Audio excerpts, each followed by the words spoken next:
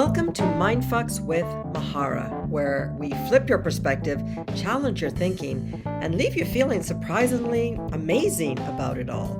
I'm your host, Mahara, and this podcast is for the rebels ready to rage against their comfort zone, for those willing to flip their finger at mediocrity and sit in the fire of discomfort, knowing that's where the magic happens. Each episode, I'll share insights that might just blow your mind in the best possible way. So if you are ready to have your world rocked and your thoughts rewired, you are in the right place. Let's dive in.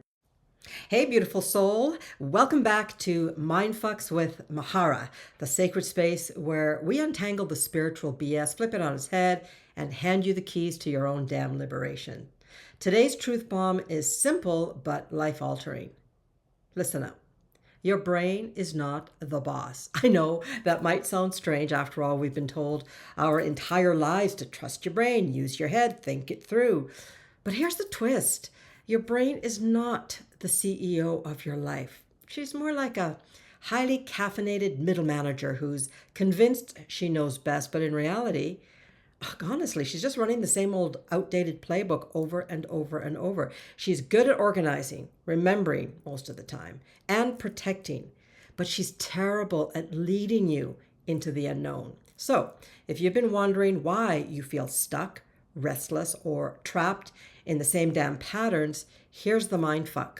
You've been letting your brain run the show when she was never meant to be in charge. Okay, let's be honest. Your brain is an absolute genius when it comes to keeping you alive. That's her job, right? She scans for danger, flags anything unfamiliar, and pumps the brakes the second you get too close to something new. And this is great if you're trying to avoid walking into traffic, but it's disastrous if you're trying to build a soul-led, badass, extraordinary life. Hands up, who wants that? Well, the question becomes, why? Well, it's because your brain hates uncertainty. She's obsessed with safety and predictability, and here's where trouble begins. She will always prioritize the familiar over the fulfilling. She'll choose the comfortable lie over the uncomfortable truth. She'll cling to old survival patterns, even if they're making you miserable. Does this sound familiar? Well, this is why you keep finding yourself back in the same types of relationships, jobs, money patterns, and self-sabotaging cycles, even after you've done all the personal development. It's not because you're weak or you're broken.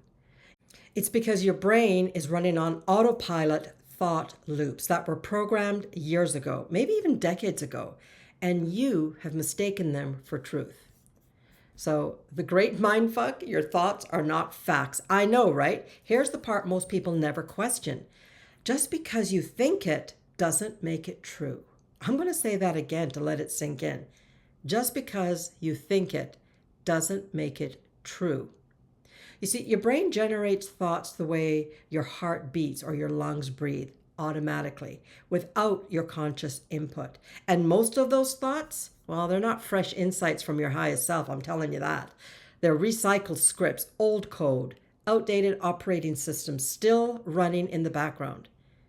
If you grew up being told you were too much, your brain will scan for evidence that you're overstepping and cue up thoughts like, better tone it down, baby. If you were praised for being a good girl, your brain will send you thoughts like, don't rock the boat, keep everyone happy. If you learned that success came with burnout, your brain will whisper, babe, if you're not exhausted, you're not doing enough. And here's the sneaky part. Your brain delivers these thoughts in your own voice, which makes them sound like truth, which makes you obey without question. All right, let's paint the picture here. Something triggers you. Maybe you see a friend launching a new business or someone at work gets the promotion that you wanted. Your brain jumps in with her default loop. See, you're not ready. You're falling behind. You'll embarrass yourself. That thought loop triggers a feeling. Could be doubt, shame, anxiety. That feeling triggers a behavior. You procrastinate, avoid the risk, distract yourself. And the result? Well, you stay exactly where you are, which your brain interprets as safe. And boom, the loop is reinforced. This is why affirmations alone don't work. You can't just plaster over a toxic loop with "I'm worthy" if your brain is running "you suck" on repeat in the background. Okay, I want to bring in my holy trifecta. I talk about it all the time: Shadow Queen, Inner Critic, Divine Guide. The Shadow Queen is the part of you that knows there's more, that you're here for something bigger, but she's been caged for so long. She sometimes uses that trapped power in destructive ways. The inner critic loves thought loops. She's their biggest cheerleader. Bring it on, baby. She uses them to keep you small, in control, and out of danger.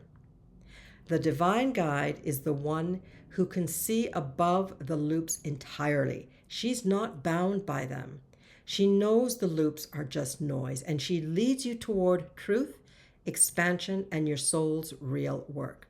But if you've been living in loopland and your divine guide's voice gets drowned out, you can't hear her over the constant chatter of your inner critic. And the Shadow Queen, she gets restless and she either retreats or she explodes.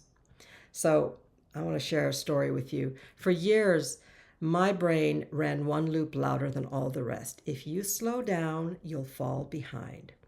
And this loop ran my career. It drove me to say yes to every opportunity, work insane hours, and never, and I mean never, stop to breathe.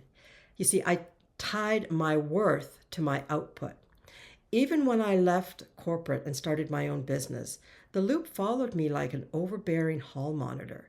Didn't matter how many clients I had or how much success I created, if I wasn't pushing harder, my brain would panic. The result? A huge amount of resentment, overwhelm, and the constant hum of "it's never enough," which translated into "I'm never enough." It wasn't until I learned to stop taking my thoughts as gospel, to literally tell my brain, "Thank you for your input, but you are not the boss of me," that everything started to shift. So let's talk about how we question the script that's going on in our head. The first step to rewiring your loops is to start questioning them. So when a thought pops up, ask yourself, okay, wait a second, stop. Is this a fact or just my brain running an old program? Where did I learn this? Who benefits if I keep believing it? And this one's really powerful. Does this thought expand me or contract me? 9 times out of 10, you'll find the thought isn't truth. It's just a habit. Okay, the next thing you want to do is to create a pattern interrupt. You may have heard this before because those of us in the business talk about this all the time, but your brain loves efficiency. It's going to run the same neural pathway over and over and over until you interrupt it. So you need a disruptor, something that stops the loop mid-spin. So a couple of really simple things you can do. Stand up and move your body. That is, of course, if you're sitting down. So get some movement happening. Clap your hands, snap your fingers, or say out loud, "This is not my truth." It may feel silly, I know, but you are literally rewiring your brain by refusing to follow the old path. It doesn't have to be massive, but some type of interruption. Okay, third thing, this is where you bring in your divine guide. Once you've interrupted the loop, you need to replace it with a voice that can lead you forward. And this is where your divine guide comes in. Ask her, what's actually true here? And just sit and wait for something to come up. What would I choose if fear wasn't in charge? What's the next small step toward expansion? So those of you that have worked with me know that I talk about the 3 stages to growth all the time. The first one is awareness, what's actually true here. The second one is acceptance, which isn't, it's not, "I'm so happy this is happening." It's just going deeper and understanding more. What would I choose if fear wasn't in charge? And the third step is aligned action. What's the next small step toward expansion? 3 steps to growth, no matter how you phrase it. And here's the thing, your divine guide will never respond with shame, urgency, or panic.